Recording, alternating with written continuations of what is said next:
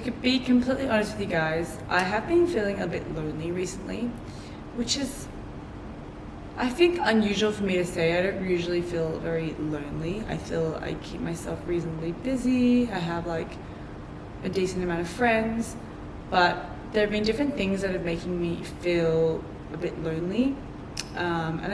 When I feel lonely, I tend to feel a bit sad as well. Like it's a whole bundle of emotion for me. It's like lonely and then kind of feel a bit, what am I even doing? And then that equals a combination of just being sad. So today I want to talk about being alone and feeling lonely. And in addition to that, I want to speak about making friends as an adult, and navigating that whole space. I have spoken about independence in relationships before, and really understanding about how you prioritize me in a relationship. And honestly, it's not easy. And I think, it's great that I had a podcast about it, and it's great that I think generally 90% of the time I feel like pretty good about what I shared there, and I feel like I can live into that. But there are definitely 10% of the time I do feel that I sometimes struggle with it, and I find it hard to maintain it. And I'm telling you this because I want to be real with you guys. It is great that I have views and visions and that I live by, but there are times when I just feel I'm not living up to them, or I'm not able to maintain a normal state of my life, which I don't think is necessarily a bad thing. I think it's a good opportunity to step back and think about my current state and how I'm behaving and whether that's really serving me, which is important to do, I think, regularly. I think I've mentioned that a few times, but I do think it is good. I think when I do get the feeling, my first thought is not like, what can I do to improve? Like, take a step back. I think you definitely feel that sense of doom and gloom. And I think that's also okay. Sometimes, I wouldn't say I like it, but sometimes I'm okay with feeling letting myself just sink into that emotion of feeling a bit sad or just feeling my emotions, because I often find that it helps me gain clarity on the other side and give me more intention when I am thinking about like what my next steps are to kind of reset. So yeah, I think at the moment I have been struggling with being independent and this sense of feeling lonely within my relationship, but also just generally. I don't feel like so much of it is relationship, but I'll share my thoughts on that and you'll understand kind of like why I say that. So for those of you who haven't listened to my podcast before, I suggest you start from the start, but if you've just ad hoc listened to this episode, I have lived across quite a few countries and I recently moved, and so this is like my fourth or third time moving to another new country, and with that comes a lot of excitement, but also comes a lot of exhaustion. There's a lot of things that I think about when you move to a new country that you're just like, oh my god, you have to do X, Y, Z again. Like setting up a new home, finding furniture, finding a place, making it your own, getting a routine, finding like your supermarket, finding restaurants you like, finding produce you like. That is all just like foundational things that you're just setting up. And I think it really takes like 6 to 12 months to really feel like you have hit your stride, you're feeling like comfortable in the place that you are. And so whenever people want to move overseas, I'm always like 2 years at least. You need that to like really feel like you can find your space and then like build your community and have a life. And so I think at the moment I'm in the like 6 month-ish phase. And yeah, I think this is I wouldn't say it's the hardest, but it's definitely been more challenging in a different way. I think because this time my plate is really busy. Like my career's, I'm like really deep in the weeds with it. I'm really busy. I have a lot of stuff going on with social media. I have my podcast. I have a lot of commitments I've made to myself. I have like working out. I have like my fitness goals. And then I have like just being a social person in terms of like being there as a partner, being there for my friends, my family, people visiting. Like there's so many things happening that I feel like I have so much less time now for myself, and by having less time to do things, I think I definitely drop the ball a bit sometimes with prioritizing what's best for myself. So because I feel like more limited with time now, I really do need to really think hard about what I spend my time doing. Which means that, when I do travel quite a bit or I have visitors coming, it doesn't make it hard for me to form a routine. And I think I've struggled this year with prioritizing forming a routine and like giving myself the space to do that, because actually, as I've mentioned before in previous videos and podcasts, I am actually quite a routine-based person, and I think I thrive better when I have, my Monday to Friday, this is my workout routine, this is what I'm eating for breakfast, this is like my work schedule. It just makes it more enjoyable for myself, I guess. And don't get me wrong, I love traveling, I love all that, but I think when you're trying to like set goals and achieve things, it is really hard to have such a nomadic life or like environment where you have so many people coming in and out. And so I also think that when I am left, because I'm so busy now, that when I am left to my own devices and I do have a moment to myself, or a bit too, I wouldn't say just a moment, I would say like a bit too much time to myself, meaning for me that's probably 1 whole day or 2 whole days by myself at home, then I can get really in my head.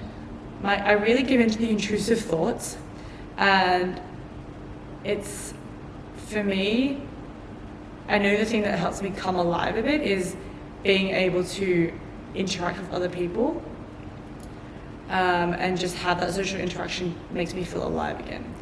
However, I have noticed that, when you say I feel down or in a moment where I'm feeling in a slump, I might go and fill all my time up with all these things that I know can easily make me feel good, but not really think about the root cause and focus on the long-term things that are going to make me feel better about whatever is bothering me. And so I think that's something I'm really self-aware and conscious of, and therefore this time that I was feeling that, I was really letting myself sit in it and trying to take my time to understand why I felt how I felt. And speaking to my sister, who is like my confidant in life, my guardian angel, she was able to really like offer me really great advice to just step back and understand, I guess like appreciate the situation that I was in, but also just try to think about taking a different perspective and think more about like why I was feeling a certain way I was. And I think also at the moment I'm just going through such a transition phase where there is so much opportunity for me, but I feel my character, my personality is getting a bit impatient with like when is it going to happen? When will I get the opportunity? What am I doing wrong? And asking a lot more like questions of why in a negative context as opposed to how in a positive context, like a more productive context. So yes, that is currently what's been happening with me, and I hope it gives a good overview of like the mindset that I was in. But this mindset, I wouldn't say that I was in, I think it's not really past tense yet. I think there's parts of it that still exist, and that's what I'm saying in the sense of I don't want to just like fix it overnight with some simple thing like just having drinks with friends. So yeah, I've been brewing a lot on, how I've been feeling and thinking about like constructive ways that I can move forward.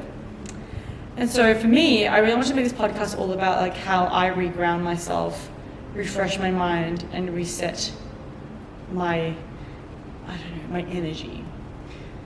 So I think the first thing I want to talk about is making new friends. And that's why I said a tangent of like making new friends when you're an adult.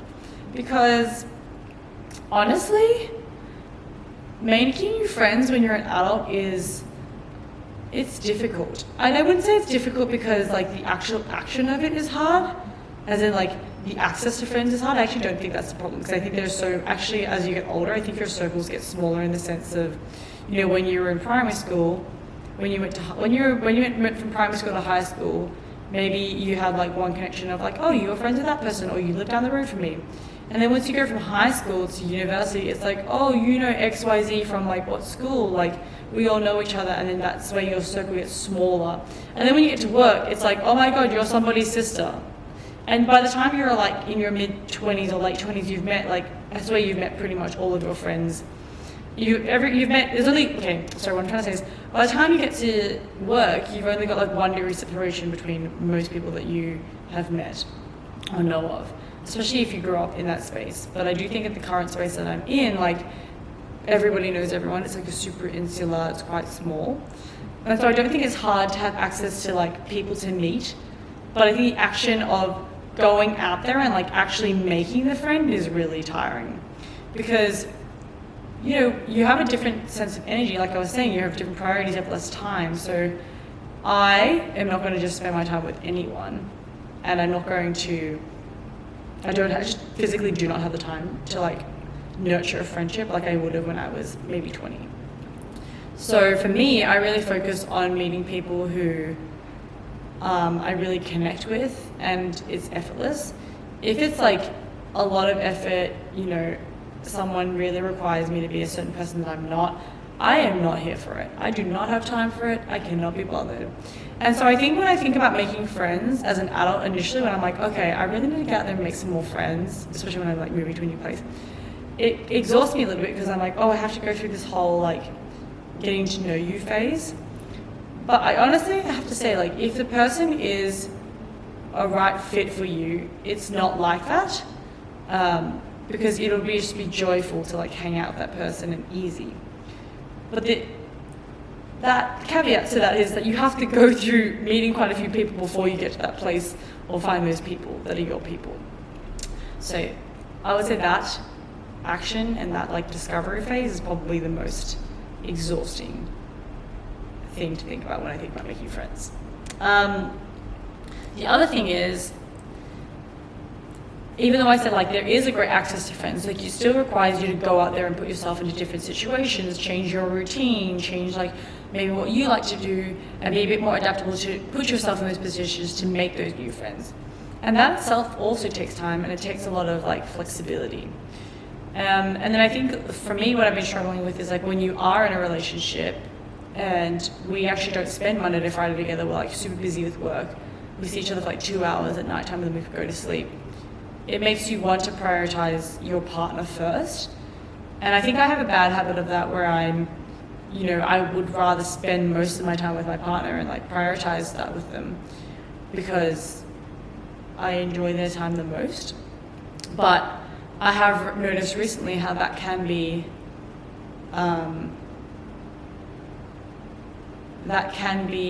a negative thing for me, because it just becomes a very easy excuse to not put time and effort into other things that I should be doing or people that I should be meeting, because I'm fearful of like not having enough time with my partner. Which, I mean, I think it all comes from a loving space, but I do think at some point it does become an excuse, and then when you tell yourself that narrative, then I kind of kill and curb my own curiosity and block out opportunities that I could have, but I don't know that I have, because I'm being closed-minded and like kind of codependent. And I think the second thing to that is it creates like a pressure or an expectation. Yeah, a pressure between your relationship, because there is an expectation where one of you are more willing to just say like, oh no, I'm going to go hang out with like XYZ and you can do your own thing. And the other person is more like, oh, but I'm prioritizing you and I want to do XYZ with you. It just creates a weird dynamic. And so I think you have to have an agreement within your relationship, like, I'm really supportive of you going and hanging out with friends, making friends. And you both need to be supportive of like the place that each other are in. You might not be in at the same time, but you do need to be, I think, cognizant of trying to put each other in the best position to do that. So like for me right now, I'm trying to like make more friends, and so when I do like say, oh, I think I'm going to go to this event to try and meet some more people, I think an encouraging thing my partner could do is say like, yeah, you should go for it, like be encouraging and support that versus saying like, oh no, but like I wanted to hang out with you and da-da-da-da-da, knowing that like, you know, we hang out 6 nights of the week. So I think it's being able to be that pillar and that voice of support where needed and knowing when to push and pull with your partner. And if you don't know how to do that, I think it becomes like this whole issue that I've been having at the moment could really spiral and become very imbalanced between you and your partner. I also think, yeah, like with what I was saying, I just think like having a partner sometimes can be a deterrent to making new friends because you can too easily just rely on hanging out with that person and it just becomes like an excuse, and then by the end of it you realize you haven't made any friends. So it leads me to my next point as well around having a partner. And I think the second part of like my like understanding myself and where I'm at and why I was feeling the way I was feeling was because I think that right recently I've gotten into like a habit of leaning too much on my partner socially, which, you know, like I don't particularly, I mean, I'm pretty indifferent about hanging out with his friends. I think they're really nice people, but they're not really like, not all of them are my friends, and not every event that I go to is like a conversation that I'm interested in because they have different interests. And so I've been finding myself going to those situations, but actually it's like, what are you, like why are you going when you know you're not going to particularly like enjoy or gain anything from the experience? And so I found myself, I think, in moving to a new country recently, being a bit too complacent on my social environment and relying too much on my partner and his social circle, which has just made me have excuses for my own laziness, and like honestly it's just made me realize I really need to go make my own friends, even though I need to, but just I need that kick. I just really needed that kick up the butt to just go and do it because it's really not that hard. The other item I wanted to kind of talk about was being self-motivated. So someone asked me the other day, it was so funny, they were asking me about why I have so much vitality and life. I was like, oh, I mean, yeah, I'm a pretty like expressionate and outgoing person, but I was thinking, I've never really thought deeply about like why I'm like that. And so I was like, interesting question. And it did get me thinking. And so I was trying to think about the best way to explain it to this person. Because I was thinking, oh, maybe it's because I just work out regularly and I have a lot of energy. But then it's not necessary, not necessarily like the only thing. So I do think there's like a few things that contribute to it, but I do think the biggest driver is that I am very self-disciplined. So like even if I don't want to do something, I have this like little voice inside of my head that is very powerful and will usually, in most cases, make me do that thing because I know that it's better for me, or I will like benefit from it in some way, even if it's positive or negative. And so I think I've learned this a lot through like trial and error, and I've definitely spoken about this before, but from trial and error of like putting myself in different environments, you know, pushing myself to go to different things when I don't want to go and seeing the outcome, I think for me it's like a net positive. And so I'm quite encouraged to listen to that little voice inside my head and just go. I think that's why I have so much vitality. But the reason I talk about being self-motivated is I think when you do move to a new country, a new environment, you really have to make sure that you are being self-motivated to build that life and to build that life and really go and get what you want. I do think that, like when I say, you know, even when I'm saying resetting, regrouping, regrounding yourself, all of that requires a level of self-motivation, because it's so easy to sit there and just be like, yeah, I should be doing X, Y, Z, versus like, yep, I should be doing X, Y, Z, and I'm going to go do it. And a lot of people, I think, lack that discipline to go and do that, and that's why, you know, we can sit in lulls of certain emotions and feelings and phases of life too long, much longer than we need to. I also think that choosing like your environments, your surroundings, the people you interact with, your activities is really important.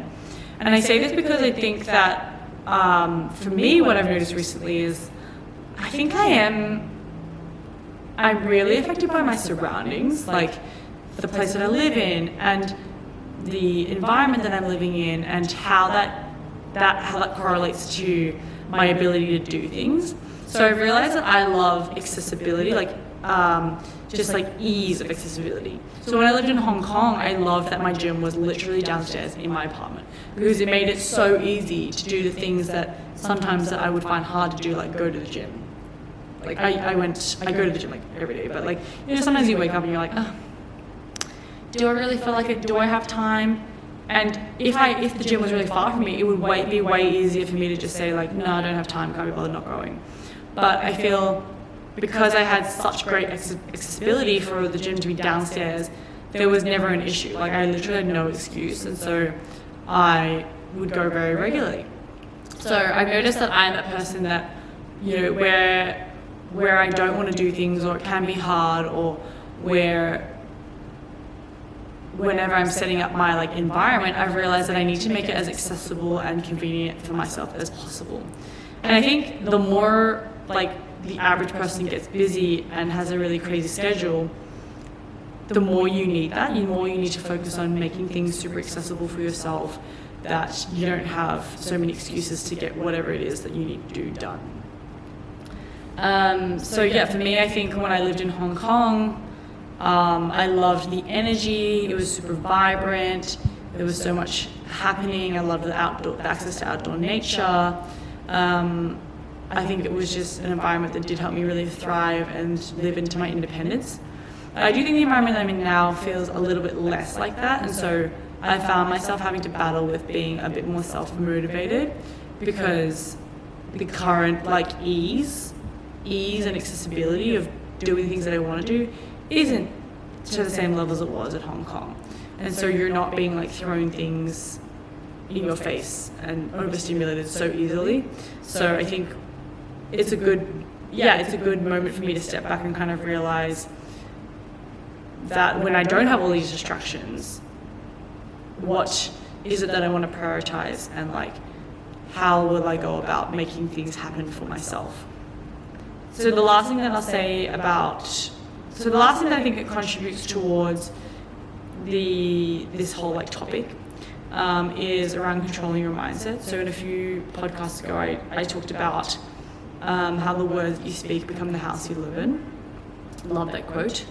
And I think it's really important. I think when I find myself in these, you know, slumps or moods or mindsets, I really voice it to my close friends, my sister. Honestly, it's just my sister and like Alex, but yeah, so I'm just going to call them my close friends. And I voice it to them, and it allows me to kind of hear myself. And I think sometimes when you speak something into reality and you actually hear yourself saying, you can kind of very quickly get a wake-up call as to whether or not you're being like realistic, or whether what you're saying really makes sense. And you can also very quickly realize like how annoying you are. Like I find myself, if I'm saying something too much, I'm like, okay, like I've heard you say that so many times, I'm done with it. Like that's enough of that narrative and like that statement that you keep saying to yourself. Because I realize like, oh, if I keep saying that, then, you know, I'm going to start believing it at some point, right? Even though it's a temporary feeling. So I think controlling your mindset and the words you speak is super important, because it 100% influences your overall mindset and the longevity of how long you like let thoughts sit, or let states of mind sit and stay around for. Okay, so my final takeaways are: 1, Rome wasn't built in a day, so be patient with yourself and just ride that wave. 2, small steps. 3, simple decisions. And I think the last two kind of go hand in hand. It's like simple decisions, small steps. It's not like a simple decision to fix a big problem. It's simple decisions, small steps. You know, it might be, oh hey, like on Monday, someone asked me to go to a run club. I was kind of like, it's at a time that I don't really like, but I'm going to be adaptable and make a simple decision to just go to this run. And what was the outcome? It was great. I met some new friends. I interacted with people. I got to know a new community. Simple decisions, small steps, and Rome wasn't built in a day. Okay. I hope you guys enjoyed this podcast. I hope it helps in some shape or form when you're like next unsure or having doubts or feeling, just a bit icky. I like to look at these, I like to work through these sort of things that I've spoken about and just understand like why I'm going through what I'm going through. And I do think that like speaking about it out loud does really help to put things into perspective. So I would try that if I was you. Bye.